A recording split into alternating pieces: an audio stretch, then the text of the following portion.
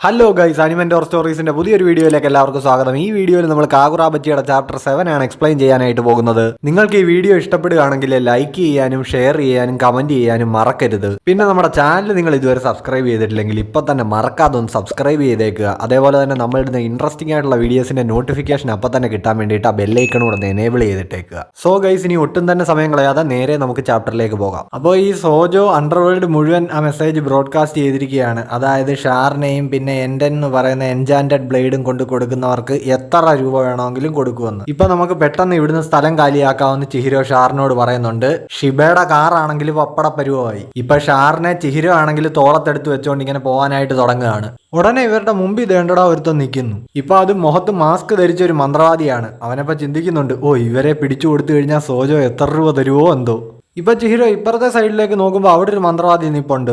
അപ്പുറത്തെ സൈഡിലേക്ക് നോക്കുമ്പോൾ അവിടെയുണ്ട് വേറൊരു മന്ത്രവാദി. അവൻ ഇങ്ങനെ കൈ കൊണ്ട് എന്തൊക്കെയോ ചെയ്യാനായിട്ട് തുടങ്ങുകയാണ്. ഇപ്പൊ നോക്കി അവന്റെ കൈ ഇങ്ങനെ സ്വെല്ലായി ഇങ്ങനെ വലുതായിക്കൊണ്ടിരിക്കുകയാണ്. ഇപ്പൊ ചിഹിരോ ഇങ്ങനെ വാളെടുക്കാൻ വേണ്ടിയിട്ട് തുടങ്ങുന്നുണ്ട്. അവന്റെ കൈ ആണെങ്കിൽ വിറയ്ക്കുന്നുണ്ട്. കാര്യം 1-2 ദിവസമായിട്ട് വിശ്രമം ഇല്ലാതെ ഇങ്ങനെ ഫൈറ്റ് ആണല്ലോ. ഇപ്പൊ ആ മുന്നിൽ നിൽക്കുന്ന മാസ്ക് വെച്ചവനും ഓടി അടുത്തേക്ക് വരുന്നുണ്ട്. ഇപ്പൊ ആ കൈ എൻലാർജ് ആക്കിയ മന്ത്രവാദിയും ചിഹിരോയ്ക്ക് നേരെ ജമ്പ് ചെയ്ത് വരുന്നുണ്ട്.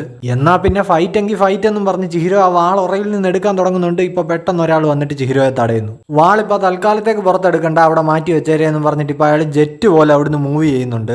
ഇപ്പൊ ഈ പുള്ളി ചാടി ചെന്ന കൈ എൻലാർജ് ആക്കി കൊണ്ടുവന്ന മന്ത്രവാദിയെ ഒരൊറ്റ കിക്ക്. ഇപ്പൊ ആ മാസ്ക് വെച്ച മന്ത്രവാദി ഇത് കണ്ടിട്ട് ചോദിക്കുന്നുണ്ട്, ആരാടാ നീ? അതേപോലെ ഇയാൾ ചിന്തിക്കുന്നുണ്ട്, അവൻ ഭയങ്കര ഫാസ്റ്റ് ആണല്ലോ. അത് മാത്രമല്ല, ആ കിക്ക് അത് മാജിക്കൽ പവേഴ്സ് ഉപയോഗിച്ചിട്ടൊന്നും അല്ല ചെയ്തത്, അതവന്റെ ഫിസിക്കൽ സ്കില്ലാണ്. ഇപ്പൊ അവിടെ ആ മന്ത്രം ചൊല്ലിക്കൊണ്ടിരിക്കുന്ന മറ്റേ മന്ത്രവാദി ഇവന്റെ നേർക്ക് വരുന്നുണ്ട്. ഇപ്പൊ ആ മന്ത്രവാദിയുടെ നേർക്ക് ഇവൻ കൈയും കൊണ്ട് ചെല്ലുമ്പോഴത്തേക്ക് ആ മന്ത്രവാദി അയാളുടെ മാജിക്കൽ പവേഴ്സ് വെച്ചിട്ട് ഇവന്റെ കയ്യിൽ കട്ട് ചെയ്യുകയാണ്. ഇപ്പൊ ഇവൻ ഇങ്ങനെ താഴെ വന്ന് ലാൻഡ് ആയപ്പോഴത്തേക്ക് ഇവന്റെ ഡ്രസ്സിലുള്ള ഒരു ബാഡ്ജ് ആ മാസ്ക് വെച്ച മന്ത്രവാദി ശ്രദ്ധിക്കുന്നു. ഇപ്പൊ ഇവൻ ലാൻഡ് ആയിട്ട് അതേ സ്പീഡിൽ തന്നെ ജമ്പ് ചെയ്തിട്ട് ആ മന്ത്രം ജപിച്ചുകൊണ്ടിരിക്കുന്ന മന്ത്രവാദിയെ ഒരൊറ്റ പഞ്ച്. അയാളാണെങ്കിൽ അവരൊറ്റ ഇടിക്ക് വീണിട്ടുണ്ട്. അപ്പൊ മുമ്പ് അയാൾ ഇവന്റെ കൈ കട്ട് ചെയ്തത് ഒരു മിന്നലിന്റെ കൂട്ടുള്ള ഒരു എനർജി വെച്ചിട്ടായിരുന്നു. ഇപ്പൊ ആ സാധനം ഇവന്റെ കയ്യിൽ ഇങ്ങനെ പിടിച്ചിട്ടുണ്ട്. എന്നിട്ട് പറയുന്നുണ്ട് തന്റെ മന്ത്രവിദ്യ കൊള്ളായിരുന്നു എന്ന്. ഇപ്പൊ ആ മാസ്ക് വെച്ച മന്ത്രവാദി ഇതെല്ലാം കൂടെ കണ്ട് ആകെ ഒന്ന് പേടിച്ചിട്ടുണ്ട്. അവൻ പറയുന്നുണ്ട്, നിക്ക് ഒരു മിനിറ്റ്, നിങ്ങളുടെ ഡിപ്പാർട്ട്മെന്റ് ഇതിൽ ഇൻവോൾവ്ഡ് ആണെന്ന് എനിക്ക് അറിയില്ലായിരുന്നു. ഞാൻ ദേ ഈ പരിപാടി വിട്ടു എന്ന്. കാര്യം ഇവന്റെ ബാഡ്ജ് മുമ്പേ കണ്ടപ്പോൾ ഇയാൾക്ക് മനസ്സിലായി ഇവൻ കേണലോ അല്ലെങ്കിൽ ഹയർ ആയിട്ടുള്ള എന്തോ ഒരു ഒഫീഷ്യൽ ആണെന്ന്. എനിക്ക് രാജ്യദ്രോഹിയാകാൻ വയ്യെന്നും പറഞ്ഞിട്ട് ഇപ്പൊ അവൻ മാഞ്ഞു പോകുന്നുണ്ട്. ഇപ്പൊ ഇയാൾ പറയുന്നുണ്ട്, ഓ അവൻ പേടിച്ചോടിയല്ലോ, കുറെ നാളായല്ലോ ചിഹിരോ നിന്നെ കണ്ടിട്ട്. ഇപ്പൊ ചിഹിരോ ഇയാളോട് പറയുന്നുണ്ട്, മിസ്റ്റർ അസാമി, നിങ്ങളെ കണ്ടിട്ടും കുറെ ആയി. എന്തായാലും ഞങ്ങളെ സഹായിച്ചതിന് ഒരുപാട് നന്ദിയുണ്ട്. ഇപ്പൊ ഇയാൾ ഒരു മാജിക് പോലും ഉപയോഗിക്കാതാണല്ലോ ആ രണ്ടുപേരെ ഡിഫീറ്റ് ചെയ്തതെന്ന് ഇവൻ ചിന്തിക്കുന്നുണ്ട്. ഉടനെ ഇപ്പൊ ഷാർ ചോദിക്കുന്നുണ്ട് ആരാ ഇതെന്ന്. ഇപ്പൊ ഇയാൾ പറയുന്നുണ്ട്, നീ എന്തായാലും നല്ല കുഴപ്പത്തിലാണെന്ന് മനസ്സിലായി. ഇതെന്തായാലും ഇപ്പൊ എനിക്ക് കിട്ടിയ അസൈൻമെന്റ് ഒന്നും അല്ല ഞാൻ ഇങ്ങോട്ടേക്ക് വന്നത്. പെട്ടെന്ന് ഇവിടുന്ന് പോകണം, ഞാൻ വേണമെങ്കിൽ നിങ്ങളെ ഡ്രോപ്പ് ചെയ്യാം. ഇപ്പൊ ചിഹിരോ ആണെങ്കിൽ താങ്ക്സ് പറയുന്നുണ്ട്. അതുപോലെ നിങ്ങളുടെ കൈ ഓക്കെ ആണോ എന്ന് അയാളോട് ചോദിക്കുന്നു. ഷാർ ആണെങ്കിൽ ഇപ്പോഴും ചോദിക്കുന്നുണ്ട്, ആരാ ഇത്? ഇപ്പൊ ചിഹിരോ പറയുന്നുണ്ട്, ഇയാളും ഒരു മന്ത്രവാദിയാണ്. പക്ഷെ ബാക്കിയുള്ള മന്ത്രവാദികളെ പോലെ യാക്കൂസ ഗ്രൂപ്പിന് വേണ്ടിയിട്ടോ അല്ലെങ്കിൽ ഏതെങ്കിലും കമ്പനിക്ക് വേണ്ടിയിട്ടോ ഒന്നും അല്ല പുള്ളി വർക്ക് ചെയ്യുന്നത്. പുള്ളി വർക്ക് ചെയ്യുന്നത് ഗവൺമെന്റിന് വേണ്ടിയിട്ടാണ്. അപ്പൊ അങ്ങനെയുള്ള മന്ത്രവാദികളുടെ ഓർഗനൈസേഷനാണ് കമുനബി. പുള്ളി അതിലെ മെമ്പറാണ്. ഇപ്പൊ ചിഹിരോ പറഞ്ഞപ്പോഴാണ് ഈ അസാമി കൈ ശ്രദ്ധിച്ചത്. പെട്ടെന്ന് ആ കയ്യിൽ അത്രയും പരിക്ക് പറ്റിയേക്കുന്ന കണ്ടിട്ട് പുള്ളിയാണെങ്കിൽ അയ്യോ എന്ന് പറഞ്ഞ് അലർന്നുണ്ട്. ഇപ്പൊ ഹിനാവോയുടെ കഫേയിലേക്ക് ഇവർ എത്തിയിട്ടുണ്ട്. ഇപ്പൊ ഈ അസാമി ആണെങ്കിൽ ഹിനാവോ എന്തൊക്കെയുണ്ടെന്ന് ചോദിക്കുന്നു. ഇപ്പൊ പുള്ളി അവിടെ ഇരിക്കുന്ന ഷിബയെ വിളിക്കുന്നുണ്ട്. ഇപ്പൊ ഷിബ ചോദിക്കുന്നുണ്ട്, അസാമി നിനക്കെന്താ ഇവിടെ കാര്യം, എന്താ വേണ്ടേ? ഇപ്പൊ ചിഹിരോ എടുത്ത് ഷിബ വെൽക്കം ബാക്ക് എന്ന് പറയുന്നുണ്ട്. ഇപ്പൊ ഹിനാവോ ആണെങ്കിൽ അസാമിയെ അടുത്ത് ചോദിക്കുന്നു, ഷാറിനെ നിങ്ങളുടെ കസ്റ്റഡിയിൽ കൊണ്ടുപോകാൻ വേണ്ടിയിട്ടാണോ വന്നതെന്ന്. ഇപ്പൊ ഇത് കേട്ടിട്ട് ഷാർ പെട്ടെന്ന് ഞെട്ടുന്നുണ്ട്.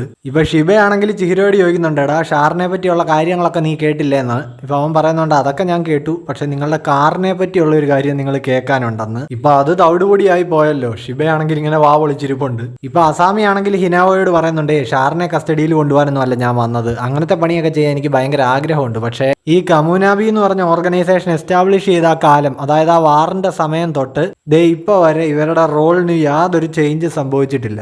ഈ ഓർഗനൈസേഷനിലുള്ളവരുടെ ഒരേ ഒരു മിഷൻ എന്ന് പറയുന്നത് രാജ്യത്തിന് ഭീഷണിയായിട്ടുള്ള കാര്യങ്ങളെല്ലാം എലിമിനേറ്റ് ചെയ്യുക എന്നുള്ളത് മാത്രമാണ്. അല്ലാതെ ഇങ്ങനെ ഈ കസ്റ്റഡിയിൽ എടുക്കുക അങ്ങനെ ഈ പേഴ്സണലായിട്ട് ഉള്ള പരിപാടികളൊന്നുമില്ല. ഇപ്പൊ ഈ ഓർഗനൈസേഷനിലെ ഒരു മുൻ മെമ്പർ ആയിരുന്നു നമ്മുടെ ഷിബയും. ഇപ്പൊ അതിൽ നിന്ന് രാജിവെച്ചത് എന്തുകൊണ്ട് നന്നായി, ഒരു ബോറം പണിയായിരുന്നു എന്ന് ഇതൊക്കെ കേട്ടിട്ട് ഇപ്പൊ ഷിബ പറയുന്നുണ്ട്. അപ്പൊ ഈ പുള്ളി എന്നെ കസ്റ്റഡിയിൽ എടുക്കാൻ വന്നതല്ലെങ്കിൽ എനിക്കിനി ചിഹിരോയ്ക്കൊപ്പം നിൽക്കാമല്ലോ എന്നും പറഞ്ഞുകൊണ്ട് ഷാർ ആകെ ഹാപ്പി ആവുന്നുണ്ട്. ഇപ്പൊ ഷാർ ആണെങ്കിൽ അവളുടെ ആ വലിയ കുപ്പായത്തിന്റെ ആ കൈ ഇങ്ങനെ ഇട്ട് ഫാൻ പോലെ കറക്കി ഇങ്ങനെ തുള്ളുന്നുണ്ട്. ഓ ഓ ഇവള് ഭയങ്കര ഹാപ്പി ആണല്ലോ എന്ന് ഷിബ പറയുന്നുണ്ട്. ഇപ്പൊ ചിഹിരോ ചോദിക്കുന്നുണ്ട്, ഇവള് ഹാപ്പിനെസ് പ്രകടിപ്പിക്കുന്നതാണോ ഈ കാണുന്നതെന്ന്. ഇപ്പൊ നിനക്ക് എന്താ വേണ്ടതെന്ന് ഷിബ അസാമിയോട് ചോദിക്കുന്നുണ്ട്. ഇപ്പൊ അവൻ പറയുന്നുണ്ട് ഹയർ ഒഫീഷ്യൽസിന് നിന്നെ കാണണമെന്നുണ്ട്. ഇപ്പൊ സോജോ ആണെങ്കിൽ ഷാറിനും ആ സോഡിനും മേലെ ബൗണ്ടി അനൗൺസ് ചെയ്തല്ലോ, അപ്പൊ അതുമായിട്ട് ബന്ധപ്പെട്ട കാര്യങ്ങൾ സംസാരിക്കാനാണ് ഷിബയെ അവർ വിളിക്കുന്നത്.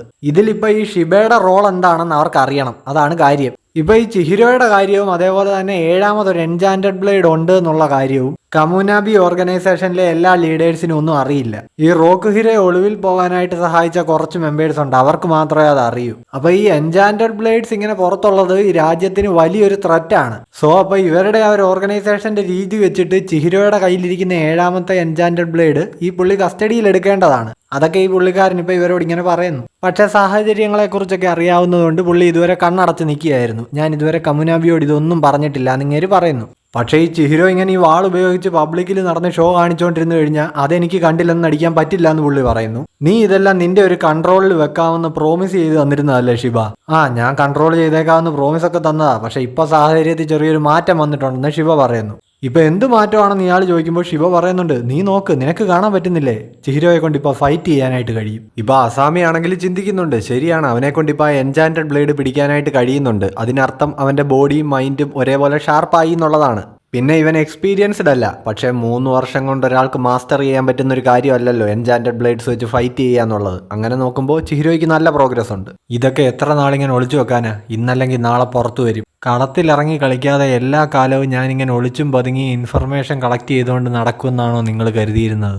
ഇനി തൊട്ട് കാര്യങ്ങളൊക്കെ നല്ല രീതിക്ക് ചൂട് പിടിക്കാൻ പോവാ അല്ലേ എന്നിപ്പോൾ അസാമിയെ എടുത്ത് ഷിബ ചോദിക്കുന്നുണ്ട്. ഇപ്പം ഞാൻ ഒറ്റയ്ക്ക് കുറേ ഇൻഫർമേഷൻസ് കളക്ട് ചെയ്ത് വെച്ചിട്ടുണ്ട്, അത് കിട്ടാൻ വേണ്ടിയിട്ടല്ലേ ഹയറപ്സിലുള്ള ആൾക്കാർ ഇപ്പം എന്നെ കാണണമെന്ന് പറയുന്നതെന്ന് ഷിബ ചോദിക്കുന്നുണ്ട്. ഇപ്പം ഇനിയും തൊട്ട് കാര്യങ്ങൾ ചൂട് പിടിക്കാൻ പോവാണെന്നൊക്കെ ഇവർ പറയുന്നുണ്ടല്ലോ, അപ്പോൾ ഇനി എന്താണ് സംഭവിക്കാൻ പോകുന്നതെന്ന് ചിഹിരോ ചോദിക്കുന്നുണ്ട്. നീ എന്തായാലും ഉടനെ തന്നെ അതിനെപ്പറ്റി അറിയും. കാര്യം എന്താണെന്ന് വെച്ചാൽ 1 മാസം കഴിഞ്ഞ് ഒരു ഈവന്റ് നടക്കുന്നുണ്ട്. അണ്ടർവേൾഡിലെ ബിഗ് ഷോട്ട്സ് എല്ലാം കൂടെ വർഷാവർഷം നടത്തുന്ന ബ്ലാക്ക് മാർക്കറ്റ് ലേലം റാക്കുസായിച്ചി. കുനിഷികെ റോക്കുഹിരയുടെ 6 എൻചാന്റഡ് ബ്ലേഡ്സിലെ ലെജൻഡറി സോഡായിട്ടുള്ള ഷിനുച്ചി ആ ലേലത്തിൽ വിൽക്കാൻ വെച്ചിട്ടുണ്ട്. ഇപ്പൊ ഇത് കേൾക്കുമ്പോൾ ചിഹിരോ പെട്ടെന്ന് ഞെട്ടുന്നുണ്ട്.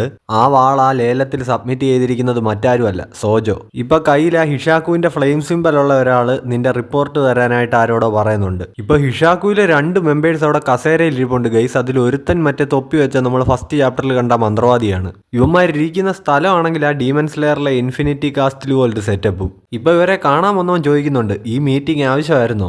ഇപ്പൊ ഇത് ആരാണെന്ന് നോക്കി കഴിഞ്ഞാൽ അത് സോജോ ആയിരുന്നു ഗൈസ് ഇവരെ കാണാനായിട്ട് വന്നത്. ഇപ്പൊ അവൻ പറയുന്നുണ്ട് എല്ലാം പ്ലാൻ പടി തന്നെ പോകുന്നുണ്ട്, അത്രേ ഉള്ളൂ, അല്ലാതെ വലിയ റിപ്പോർട്ടൊന്നും തരാനില്ല എന്ന്.